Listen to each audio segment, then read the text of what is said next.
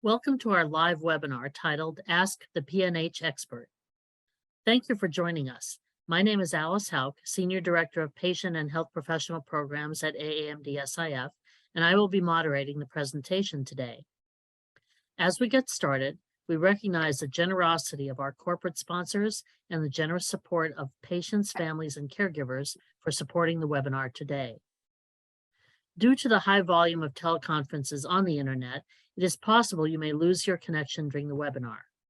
If you are unable to view the webinar online, you can call in to hear the audio portion of the program using the call-in number in your reminder email.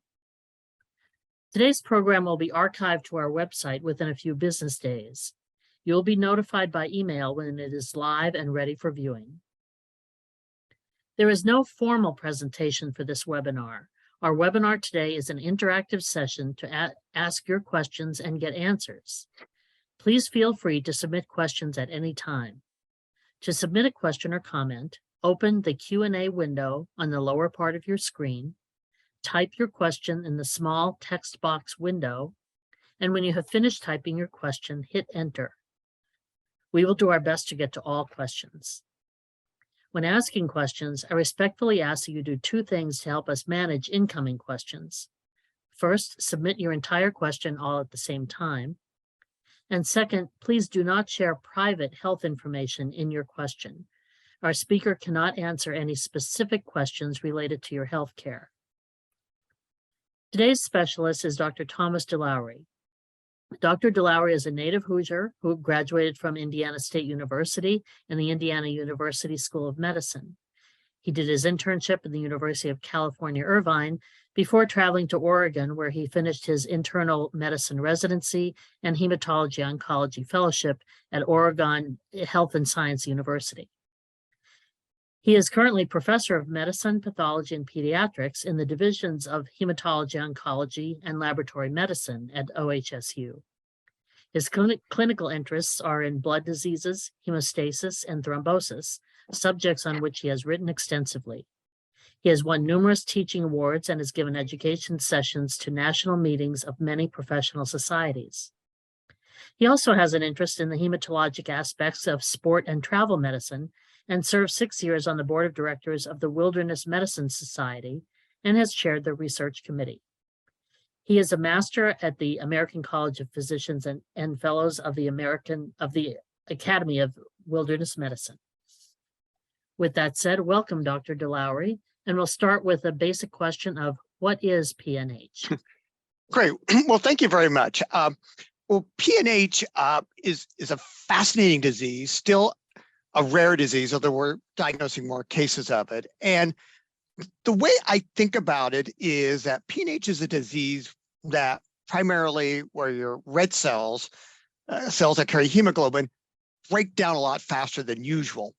And why this occurs is that we have several arms of our immune system. And one of these arms is called complement, named because it complemented other things of the immune system. And it's a complex interaction, a variety of proteins that I won't go into. And it turns out that part of the system is always kind of activated. It's always like on alert. And interestingly, one of the jobs red cells do, besides carry oxygen, is they inactivate complement. So complement binds to the red cell, boom, boom, and the red cell has some proteins on its surface that can inactivate it. And so what happens in PNH is that the blood cells that are made are missing a key piece of their machinery. And many proteins are stuck on red cells, white cells, platelets, surfaces by these like basically fat linkers. And what happens in PNH is you can't make the link, and so it's missing a lot of proteins. And interestingly, in the red cells, it's these complement inactivating proteins. So what happens is that complement lands on the red cell can't inactivate it, and then these proteins literally, bam, bam, punch holes in the red cells, causing the red cells to explode.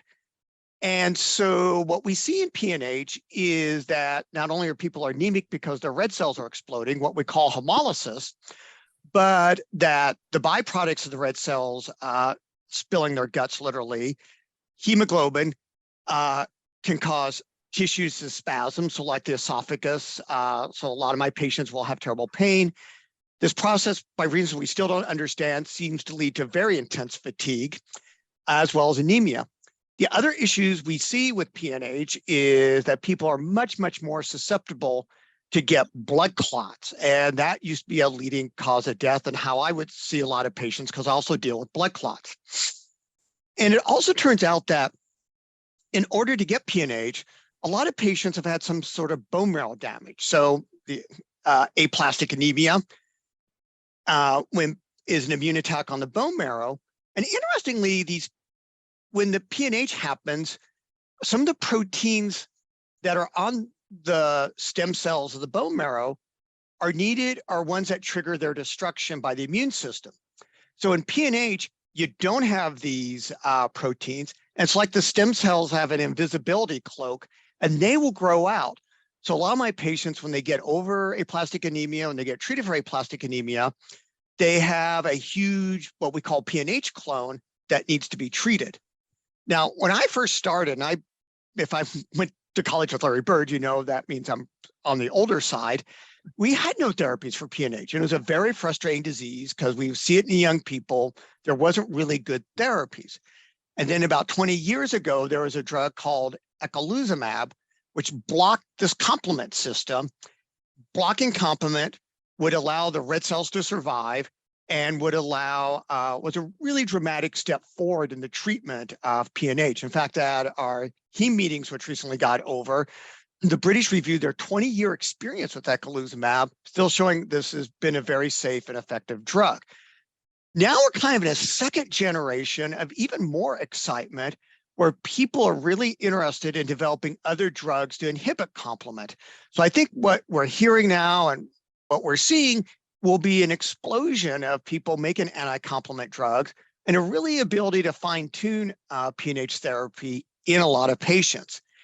And to me, there's been several amazing things about the PNH story, but one of them, which I think probably you are very familiar with, was just how hemolysis breaking down the blood leads to fatigue. I've never heard a good explanation why, but I would always remember I had some patients with PNH.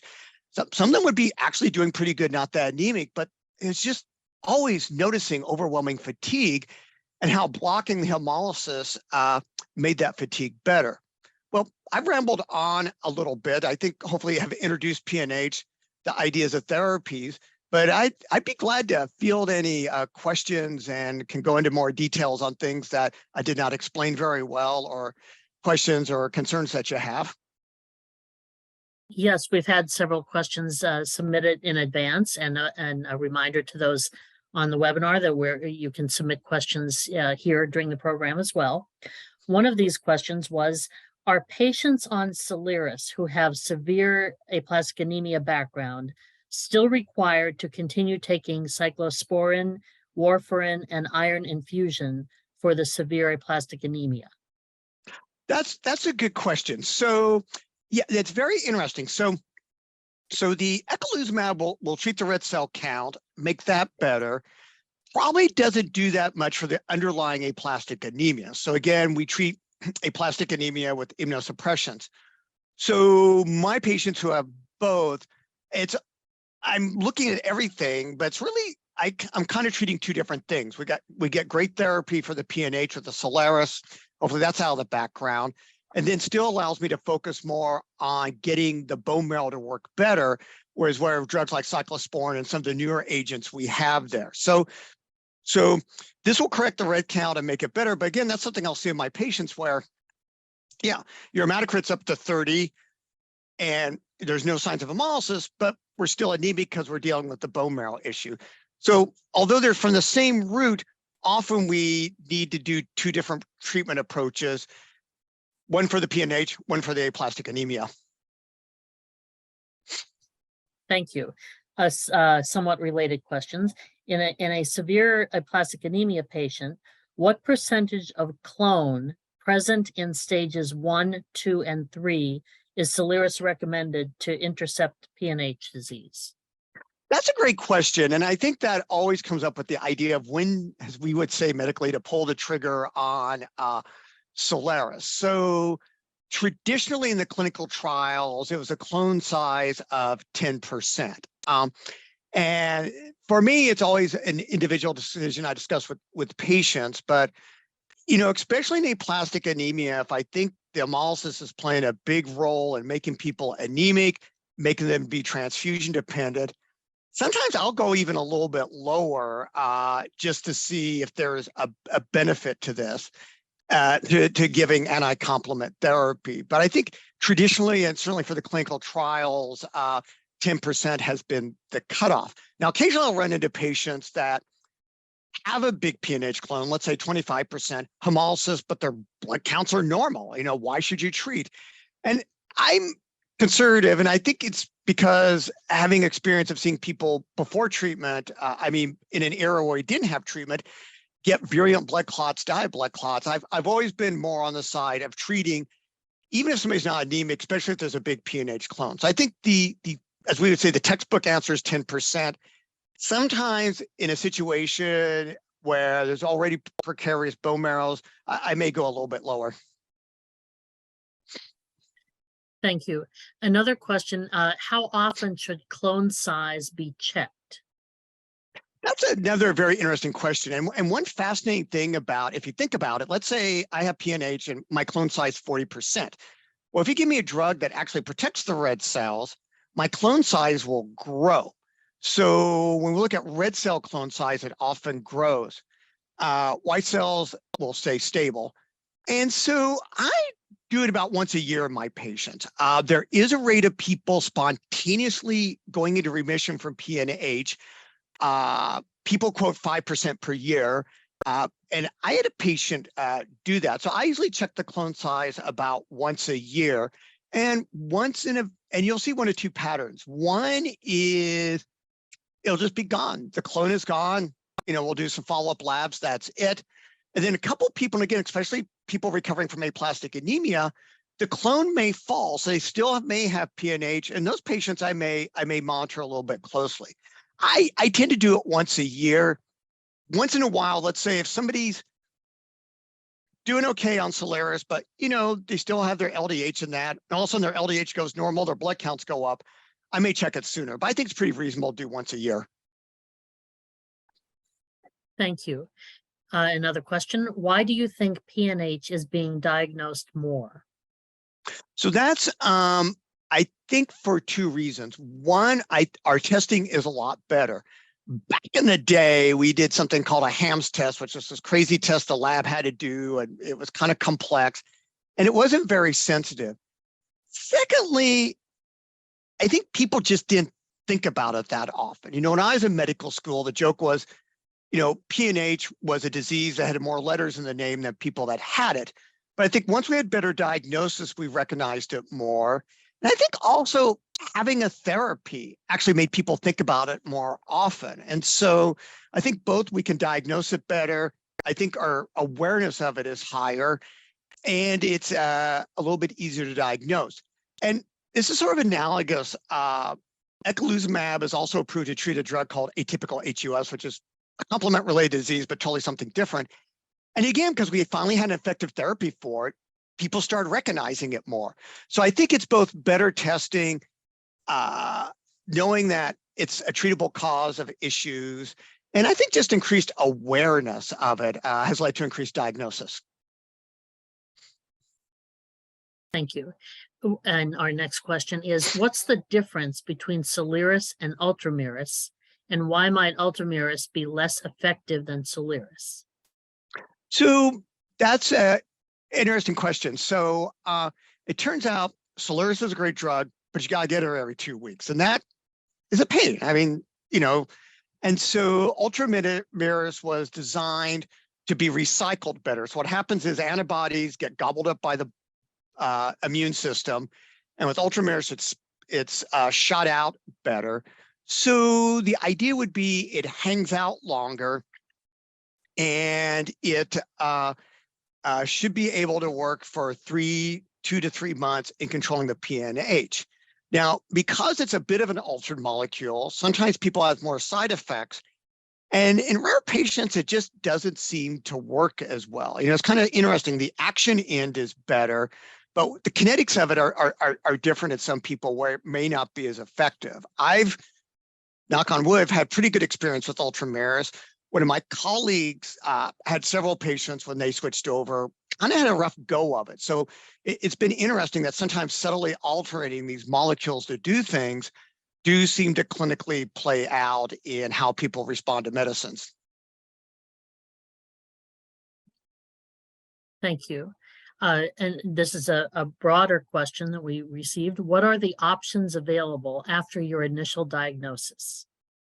So that is a good question. And so I would say that when I diagnose somebody with PNH, I sit them down and, the first question is, should they be treated or not treated?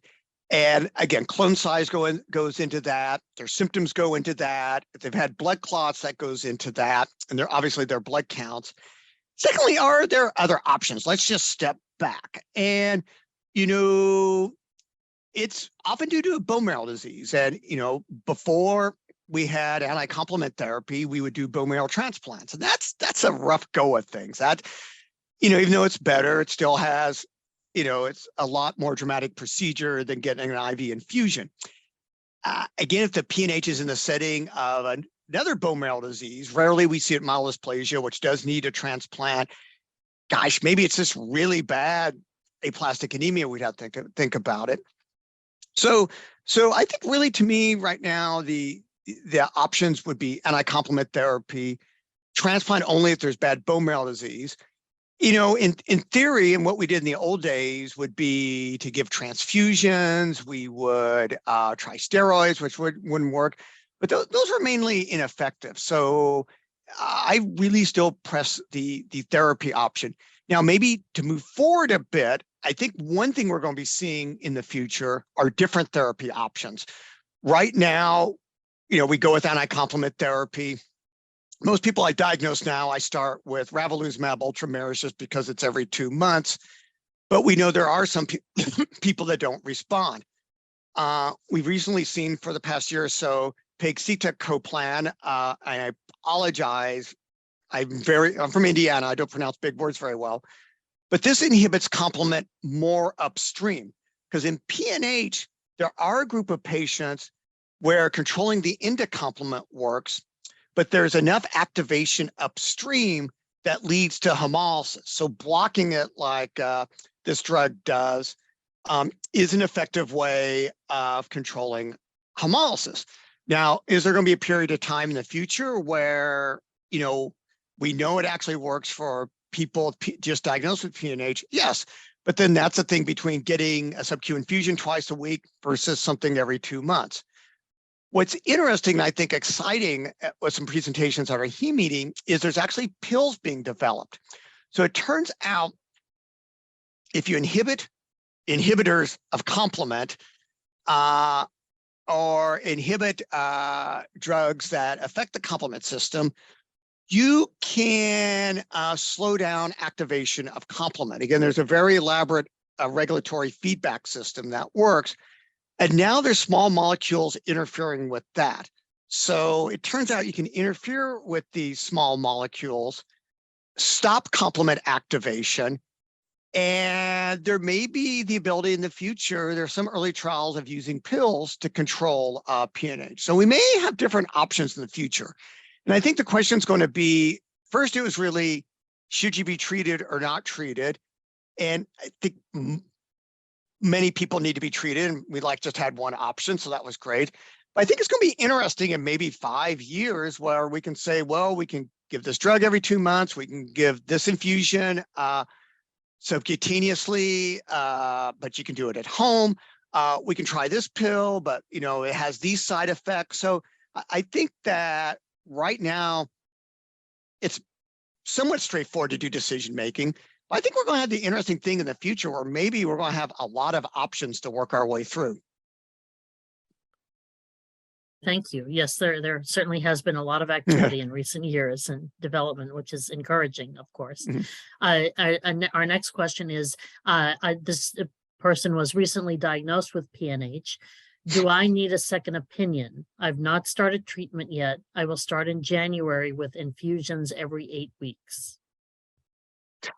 Oh, that's a tricky question. I get asked a lot. I do a lot of second opinions, like in my own practice.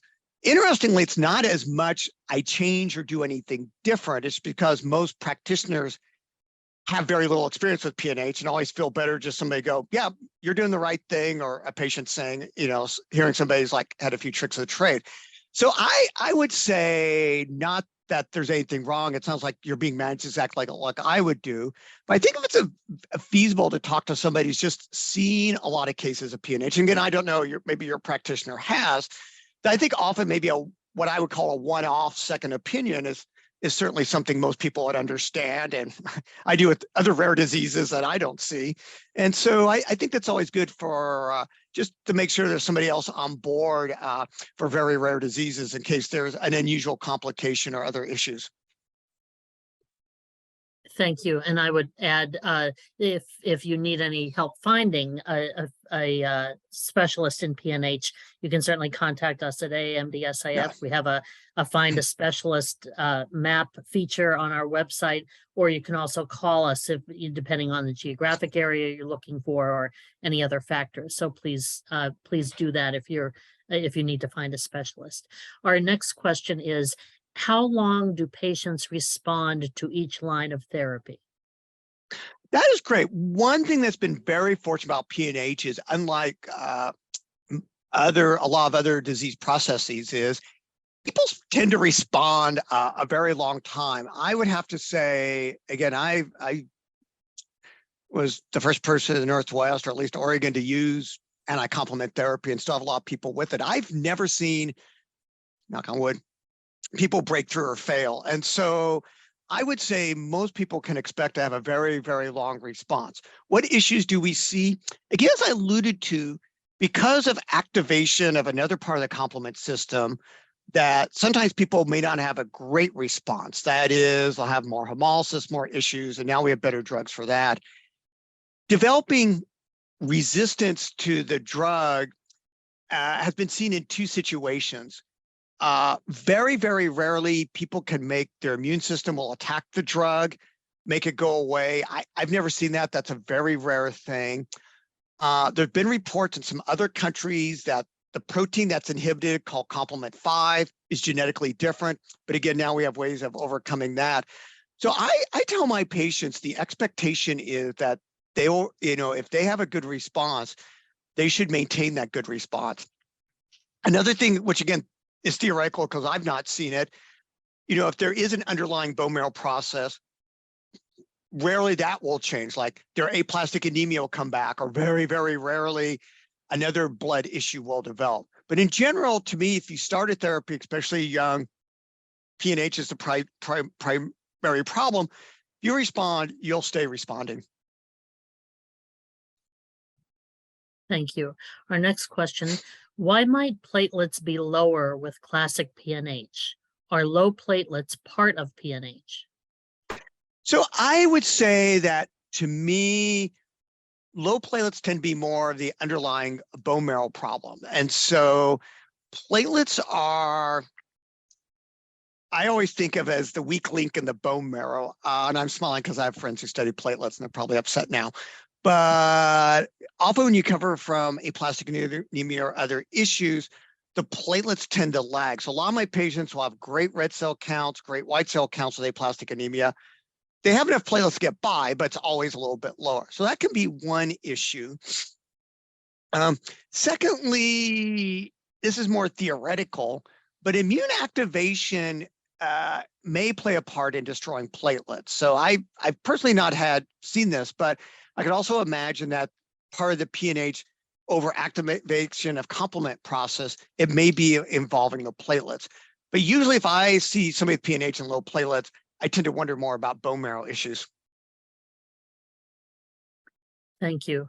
Our next question is, what kind of increase will I see in my red count with a complement inhibitor? That is an interesting question. And I'm laughing because you're going to get a wishy-washy answer. It's variable. And that's one thing, and it can be variable for 3 different reasons. If I just had straightforward PNH and got a complement inhibitor, my hope would be that my blood count would go pretty much back to normal. So let's say if I had a hemoglobin of 10, it would go to 15. Two things can affect that. One, if I have some underlying bone marrow disease, again, like aplastic anemia, I may not just have enough marrow function to get back up, but I should see an increase in the blood counts. Secondly, in rarer, there are a group of patients where not all of complement is inhibited, and that group may have a more lagging response. But in general, my goals are that somebody, in theory, should be normal or near normal with their blood counts. If there's a sluggish response, a low response, I worry about marrow issues, and I worry about somebody who may not be a full responder to the eculizumab. But usually, if it works, people's blood counts do shoot pretty much back to normal, near normal. Thank you. Here's a question from someone who has had PNH for 6 years and was diagnosed with AFib 3 years ago. The doctors are having a hard time finding something to control the AFib. Does the PNH affect the fact that my heart wants to beat fast to get hemoglobin to my body? So AFib is a process where what we call the atrium, the pacemaker of the heart, goes a little bonkers, and you end up with a very disorganized rhythm. You are more susceptible to AFib if there is, again, stress on the cardiovascular system. So I could see if somebody was pretty anemic with PNH, they needed to maintain a faster heart rate, that may more predispose to the atrial fibrillation. And so I could see where that would play a role, because often when we see situations like somebody gets a blood clot, pulmonary embolism or something, boom, they'll get AFib. So I can see where that may play a role. So I think also because a lot of people with AFib, and again, I'm speaking generally, may also have underlying heart issues. To me, again, if there's a more decision of using anti-complement therapy, would weigh me on the size of doing it. As I like to say, just to take the PNH off the table and to see if that would help things get better. Thank you. And next question. Have they done any studies on long-term effects on Soliris? So there was just recently a study talked about at our hematology meeting that looked at a 20-year experience. And it was, it's what we call an abstract, so it didn't have a lot of details. And it really looked very promising, of no unusual issues, except the ones we know about. I'll explain what I mean by that. So certainly, many people in the study died, but they may have been older. That was not unexpected. The thing I think people always worry about is the infection risk with eculizumab. Again, the rate of people getting what we call Neisseria meningitis was about 1 in 254 patient years, which translates to the risk I quote to my patient of 1 in 500. A lot of patients in this study die of infection, but again, the paper, we don't know if they had other immune system problems, other problems. But it seemed reassuringly that no, in registry stuff, other unusual issues have come up with the eculizumab. I think, to me, the fear of other infections have gone down. And in fact, when we first started, we held it in infections. Now I actually give it more aggressively, because all I saw when I held the drug was more PNH happening. Again, what's interesting is when people now get the Neisseria, the meningitis, it's still a serious infection, but it turns out it's a form that the vaccine doesn't work for, and actually tends to be a milder disease. And so I still find to date the data on the eculizumab reassuring. And I think that's going to be one challenge some of the newer drugs have. We got pretty robust experience. We also have what I call experiments of nature, where people are actually born without what we call the impart, the terminal part of complement, and they only seem to have one issue. I think one thing that's going to be interesting with these drugs that now work more upstream, inhibiting C3, inhibiting the inhibitors, augmenting the inhibitors, will that actually have a different set of side effects? Lupus, other autoimmune disease. So I think that's going to be that some of these new drugs, although they look appealing, what will the long-term safety issues be? So I think those are always something, because to me, this is therapy you're going to need for a long, long time, and you want to be sure it's absolutely safe. Thank you. And since you just mentioned meningitis, this is a related question. How often does a PNH patient on treatment need to be vaccinated for meningitis? That is a good question. I believe it's every 2 years. I'm kind of speaking slowly because usually I figure out when our pharmacist calls me and says our patient needs to be vaccinated. But I think it is important to keep up with the vaccinations to make sure the immunity is up there. Again, I think of 2 years off the top of my head. I may be wrong on that. It just seems like I get asked a lot, but in fact, I'm quickly looking it up. But it is something that most treatment centers will actually their pharmacists keep up with. So I will look that up quickly. But see when the boosters is. Anyway, I will look that up. But yeah, so I think it's at least every 2 years. It may be a little bit longer than that, but I would have to double check that. So Okay. so I'm blessed to work with a good team of pharmacists. And I guess that's the general advice for anyone, just to make sure they check with their provider and determine when they should be vaccinated. Another question we have is, how is MDS diagnosed in a severe aplastic anemia PNH patient? What are the indicators in blood testing for MDS? That is a great question. So that sometimes can be very vexing. So myelodysplasia is a disease of the bone marrow stem cells, and usually the marrow is very cellular, just doesn't look right. But there are patients who present as if they have aplastic anemia.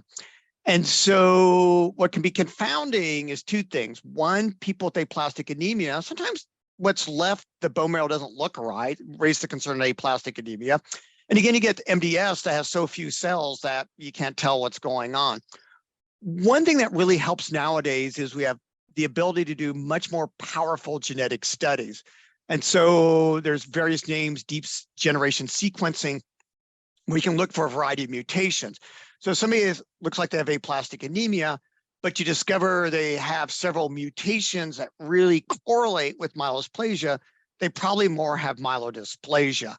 Now, one caveat to that is sometimes in aplastic anemia, we find a mutation here and there, but sometimes that really helps out. So I would say in the past, especially in an older patient, that was much more of a diagnostic dilemma. It's better now, but there honestly are still some head scratcher cases where, is it myelodysplasia? Is it aplastic anemia? And what we tend to do is just simply treat as if it's aplastic anemia. They get a recovery, that's great. There's more blood cells, sometimes you can figure out more what's going on. So I think right now, a lot of it relies on genetic and molecular testing, but there are rare patients where it's kind of, we say it's one or the other, and often we'll treat as aplastic anemia because that's a heck of a lot easier to treat than myelodysplasia. Thank you. And this is another question we had submitted. I hope I'm interpreting this correctly. Do clone red cells, although short-lived through complement, still function as red cells, that is, supply oxygen to the bloodstream in their lifespan? Yes, definitely. So I think that's another good question. And that what's interesting is, as far as we know, that with the red cells, it's only an issue of being more sensitive to complement. It seems like the other function of the red cell, especially carrying and delivering oxygen, is unaffected. And so the PNH cells work great. And I think how we know that also is the fact that if you think about it, when we treat somebody, again, with eculizumab, their red cells will let's say, get back to normal. They're 90% PNH cells, but people feel great. They deliver oxygen. And so that is a reassuring thing about the red cells. So they work just as good. Thank you. What complications occur with PNH and how are they managed? So there's several. The biggest ones is thrombosis, as I said, that kill the most people with it. And that is, and we treat that with blood thinners. it's been shown that anti-complement therapy does dramatically reduce the risk of thrombosis. People are getting more comfortable now if somebody's had thrombosis, maybe stopping the anticoagulation if people are doing really good, although that's still a bit on the controversial side. And so that's the biggest one. What else do we see? We often used to see kidney disease because when red cells break up, the contents, like especially the hemoglobin, actually damages the kidney. So both short-term and long-term, we used to see kidney disease. Another issue we would see a lot, as I referred to earlier, is horrible abdomen pain, horrible esophagus pain, because what happens is that to stay open, the blood vessels make a chemical called nitric oxide, NO. And the free hemoglobin released by the damaged red cells neutralizes that. So you'd see this constriction of blood vessels leading to very painful spasms of the gut, of the esophagus, and that was a bad side effect. In men, impotence could be common because, again, they were not getting blood flow to the right places. So actually, with untreated PNH, there were a host of complications, all, again, relating to just excessive red cell breakdown and the consequences of having the of the free hemoglobin released by the red cell breakdown. Thank you. Our next question. How do I know if a symptom I'm having is from intravascular or is intravascular or extravascular? How do I know if I should consider treatment that blocks at C5 or C3? Oh, I think those are interesting questions. And sometimes we argue among ourselves what that is. And so classically with intravascular hemolysis, so the red cells blowing up in the circulation, we would see a very high blood chemical called LDH. We would see this free hemoglobin. So a lot of times that's the dark urine we would see because you would pee that out. With extravascular hemolysis, what that means is the red cells are being destroyed in the spleen. So there's usually a lot less dark urine, a lot less of the red cells breaking down, although it could still be there a little bit. And then often the LDH and stuff is not as high. That's what I teach to medical students. In real life, it's a pretty blurred situation. And interestingly now, what I'd have to say is that kind of the diagnostic tool for that has just been simply anti-complement therapy. It's been interesting where I would say I suspect they have both going on. You give them anti-complement therapy and everything goes back to normal. Conversely, you would see some people not respond. It surprises you. So there's some laboratory studies that aren't clinically available that may be able to dissect that out. But although it kind of sounds nice on paper, I found in clinical practice, it's not been as clear cut. Thank you. How does a medical team and the patient with them decide which treatment is best? And also, as a related question, when to change treatment? So I think it's usually a group decision. And again, I lean towards more therapy. Certainly people are anemic, especially if they needed transfusions, but any type of severe anemia. They have blood clots because those will come back. And if they have a very high PNH clone. I think when to change therapy has been really more of an interesting issue. And so clearly if people just haven't responded at all, or still getting transfusions, or still super anemic, that's a pretty easy decision. Sometimes it's more nuanced. So let's say somebody's hemoglobin is 10. It's not perfect, but if they're doing well, they're very happy just getting an infusion every 2 months, and they don't want to fuss with, sub-Q every twice a week. That may be a very good decision. So I think especially in those areas, it's really discussion with the patient and their, caregiver want to do, what their thoughts are about that. So I think when things are clearly working or clearly not working, it's usually a pretty simple decision. And I think where it's more borderline, like I think we could get things better, a lot of patients will say, I'm doing okay. Man, I'm really comfortable not thinking about my disease except every 2 months. then those are decisions that go into it, and I respect. So I think the extremes are easy. I think in the middle, it's really trying to figure out what the patient wants to do and seeing, what makes them, what's most compatible with their lifestyle. Thank you. You discussed bone marrow transplant before as what previously had been an option before there were so many medications. But just to reiterate, can a BMT cure PNH, and when is it an option? Yes. So definitely a bone marrow transplant can cure PNH because you'll give good stem cells that don't have the PNH clone. I would say nowadays it's hard to say if it's ever an option. I would say theoretically, if somebody had been totally refractory to eculizumab and were very symptomatic or very young, had a low risk, maybe we'd think about it. I've never done it. But now I think with other therapies being available, that's no longer there. I think only if the underlying bone marrow process required a transplant. So again, some people have mild dysplasia and PNH, that needs to be treated at the transplant. If somebody, let's say, for some reason had kind of good red cell counts on eculizumab, but was still very neutropenic, very low white count, very low platelets with aplastic anemia, I think that would need it. But I really think nowadays it would be a very rare thing and sort of be the other blood issues that compel getting transplant. Thank you. Another question from our audience is, what is a sub-Q infusion? You've mentioned it a few times. Oh, okay. That's a great question. And please, if I ramble off something, just never hesitate to ask.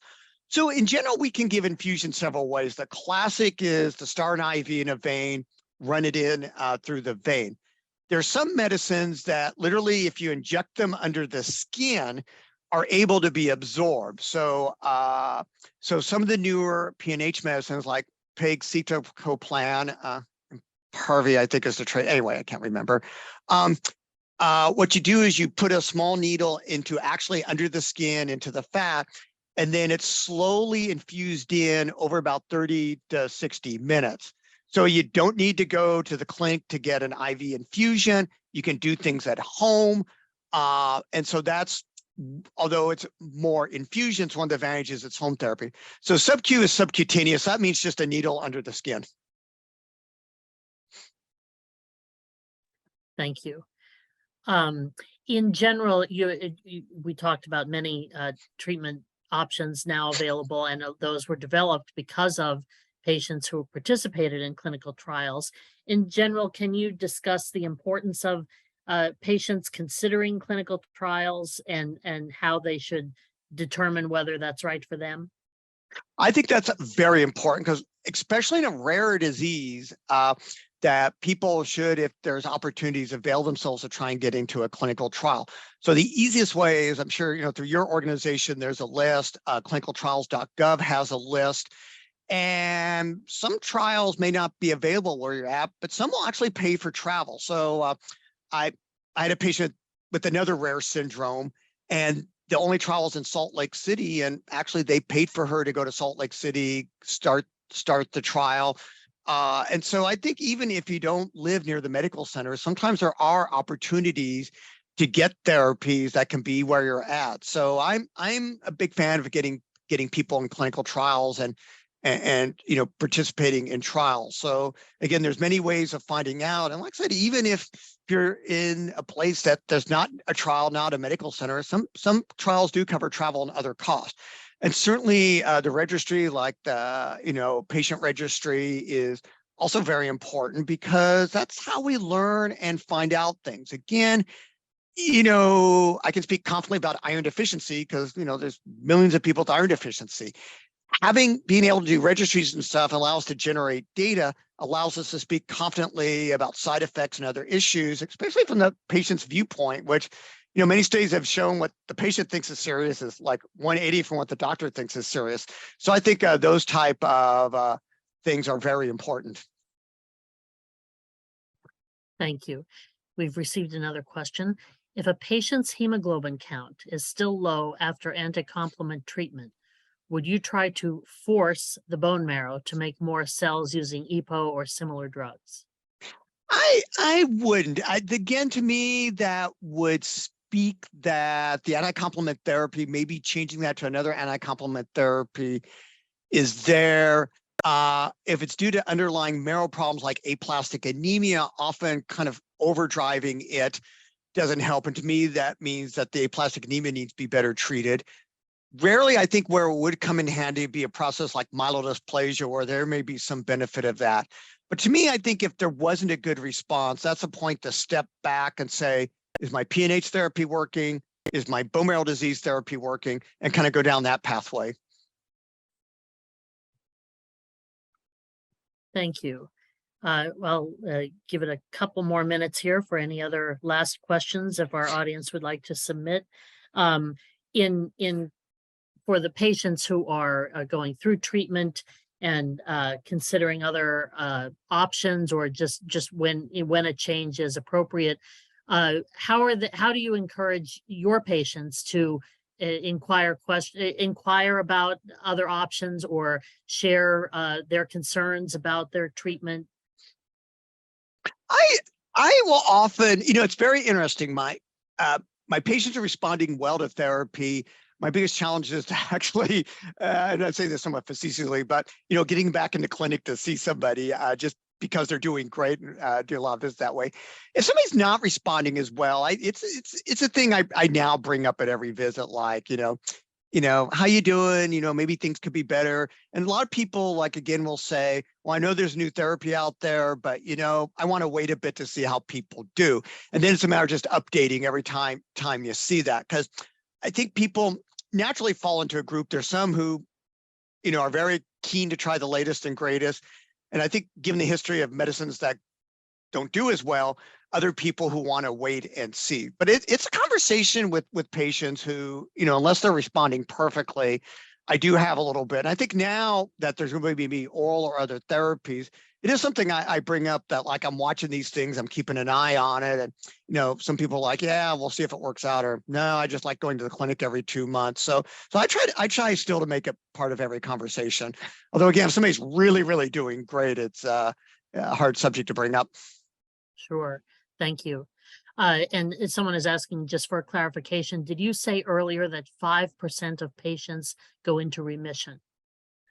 I would say that data, and I have not seen updated data. So, but, my recollection of the data I once read was that about 5% per year went into remission. So certainly PNH is a disease where you can just spontaneously see remissions of it. Thank you. Another question. Do stem cells make their predefined number of cells and then die? And then if you have aplastic anemia with few stem cells, are you at risk of further relapse of aplastic anemia or transformation to MDS or leukemia? So it seems like people have had a history of aplastic anemia are more at risk of MDS or leukemia, although it's pretty low if things work well. And people don't know if that's because of aplastic anemia and you got a few stem cells left, or if there's whatever made you get aplastic anemia was going to predispose you to that. The stem cell argument has been pretty interesting. There is, a lot of data. We wear out stem cells during life. In older patients, sometimes they actually have one stem cell populating things and things change over. I think the theory is that there's always concerns. There's only a limited amount of reproductive capability with stem cells. But, my friends who are more into stem cells than that, I think a lot of these are actually still a little bit controversial issues. Like, is there like a reservoir of stem cells that stay silent and you can just draw on your life? Will stem cells just eventually wear out? And I think those are still a little bit, at least in my discussions with my stem cell friends, a little bit unknown. Thank you. And that appears to be all of the questions that we've received. In closing, I want to reiterate, you had mentioned the PNH patient registry. Yes. And if any of our attendees are interested in that, you can go to the AAMDSIF website for more information about enrolling in that registry. And with that, we thank you very much, Dr. Deloughery, for sharing your time and expertise with us, answering so many questions from our audience, and especially during this very challenging time. If you would like to watch this webinar again at a later time, it will be available on our website within a few business days. If you are not able to answer your question today or submit it through the live webinar, you can send it to us at any time in 3 ways. You can send an email to help@aamds.org. You can call the AAMDSIF helpline at 800-747-2820 extension 2, or you can submit a question on our Facebook page. On behalf of the Aplastic Anemia and MDS International Foundation, thank you for joining us today and for making us your resource of choice for information on bone marrow failure diseases. The AAMDSIF Medical Advisory Board and team are here to help you and your family, as we have for the past 39 years. This concludes today's program.